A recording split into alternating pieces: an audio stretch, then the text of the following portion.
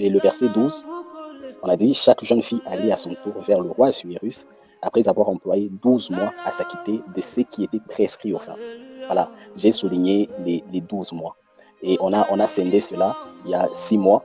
Les premiers 6 mois, c'était pour, on a dit, pendant ce temps, elles prenaient soin de leur toilette et les autres 6 mois, ils utilisaient l'huile de myrrhe, ainsi de suite. Et moi, j'ai commencé à comprendre que le temps de la préparation ne peut pas être anticipé. Donc, c'est vrai que les filles étaient appelées à aller se présenter vers le roi, à la royauté, mais il fallait quand même que ces filles respectent le temps qui était fixé et la préparation qui était là. Et quand je méditais sur ça, je me disais qu'il est vrai que le Seigneur nous a appelés tous à un ministère, à une vie avec lui, mais le temps de préparation est très important.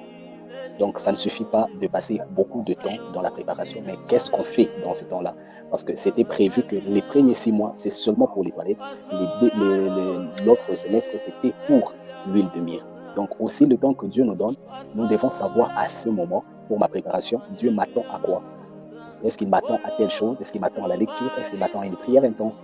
Et voilà, comme ça, nous pouvons petit à petit entrer maintenant comme on le dit souvent, dans la provision, la providence de ce que le Seigneur nous a offert, appelé à avoir. Donc le destin est là, la provision est là. Moi, je crois que le temps aussi est important par rapport à ce que le Seigneur a prévu.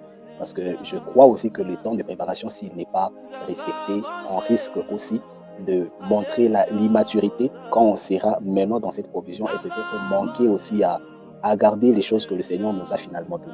Ce sont les deux versets qui m'ont beaucoup plus attiré. Merci beaucoup.